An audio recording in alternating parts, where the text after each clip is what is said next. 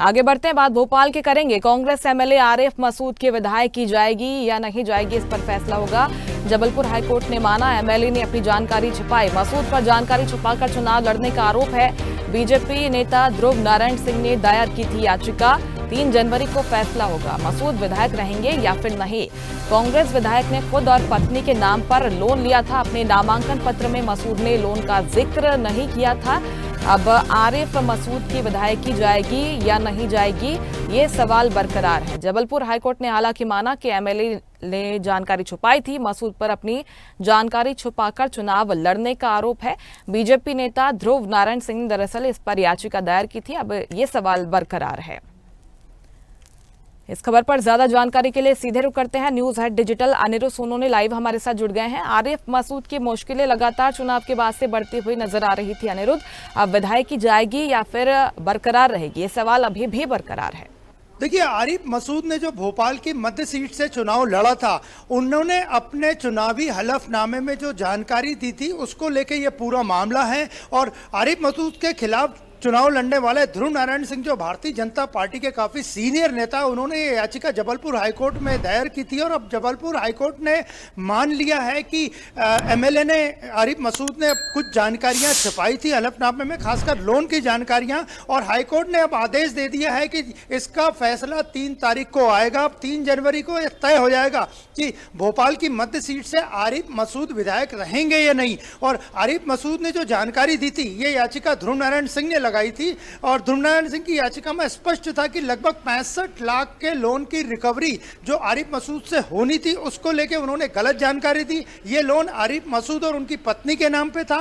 Bank को भी गुमराह किया गया। इसमें बैंक अधिकारियों के, कर्मचारियों के स्टेटमेंट भी हो चुके हैं। और पूरा मामला ये जो था, वो उसमें हलफनामे में जो चुनावी हलफनामा दिया जाता है, उसमें इस लोन की कहीं से कहीं तक कोई जानकारी नहीं थी। लगातार आरिफ मसूद जबलपुर हाईकोर्ट के आदेशों की अवहेलना कर रहे थे। वो कोर्ट में पेश भी नहीं हो रहे थे, उपस्थित नहीं हो रहे थे, वो दूसरे कोर्ट भी गए थे। तो कुल मिलाकर देखा जाए तो 3 जनवरी को फैसला हो जाएगा कि भोपाल की मध्य विधानसभा सीट से आरिफ मसूद विधायक रहेंगे या नहीं। इस पूरे मामले में बैंक अधिकारियों की, कर्मचारियों की भूमिका भी संदिग्ध है, क्योंकि ये जिस खाते से लोन लिया गया था, वो आरिफ मसूद और उनकी पत्नी के नाम पे लोन था। उस खाते को एनपीए किया गया। लोन की रिकवरी जो होनी थी उसको भी नहीं किया गया। तो कुल मिलाकर इस पूरे मामले में अब 3 जनवरी को फैसला आ जाएगा। और यह फैसला ध्रुव नारायण सिंह की याचिका पे आने वाला है, जिसमें यह तय हो जाएगा कि आरिफ मसूद विधायक रहेंगे या नहीं, क्योंकि उन्होंने अपने चुनावी हलफनामे में जानकारी गलत दी और खासकर लोन की जानकारी नहीं दी है। बिल्कुल, 3 जनवरी को फैसला आएगा। अगर नियमों की बात करें अनिरुद्ध, तो अगर उनके खिलाफ फैसला आता है, अगर उन्हें 2 साल की सजा सुनाई जाती है, तो उनका चुनाव जो है वो तो शून्य हो जाएगा। अगर इससे कम की सजा सुनाई जाती है, क्या आगे उन्हें अपील करने का अधिकार होगा? नियम क्या कहते हैं?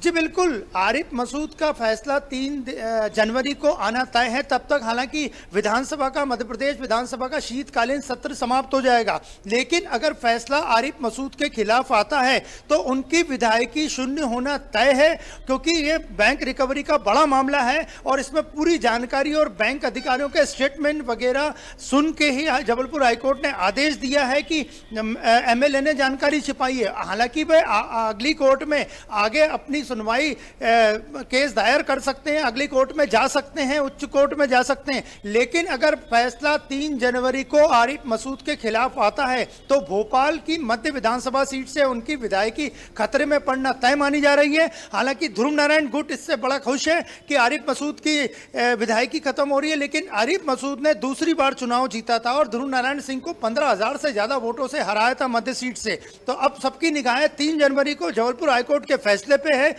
और आरिफ मसूद और उनके वकील क्या उसमें पैरवी करते हैं, क्या फैसला आता है, सबकी निगाहें 3 जनवरी को लगी है कि आरिफ मसूद की विधायकी रहेगी या आरिफ मसूद भोपाल की मध्य सीट से विधायक नहीं रहेंगे। बिल्कुल, इसी तरह का मामला अगर राहुल गांधी का भी देखें हम अनिरुद्ध, तो स्टे मिल गया था सुप्रीम कोर्ट से। राहुल गांधी को सजा सुनाई गई थी, हालांकि इसके बाद स्टे आ गया था और उनकी जो विधायकी है वो निरस्त हो गई थी। क्या इसी तरह का मामला यहां पर भी देखने को मिल सकता है अगर बात करें आरिफ मसूद के मामले में?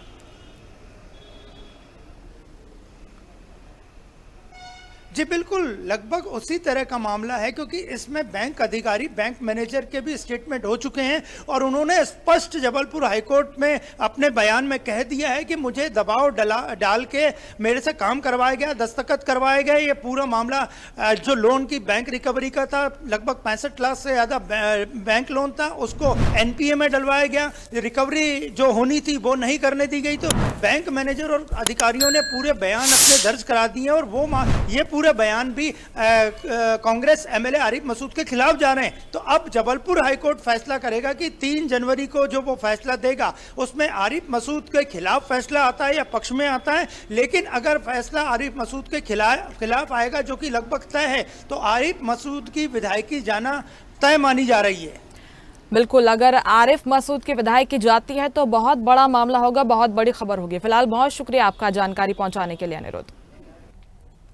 लेटेस्ट खबरों के लिए लाइक, फॉलो और यूट्यूब पर सब्सक्राइब करें, बेल आइकन दबाएं, साथ ही विजिट करें swedeshlive.com पर।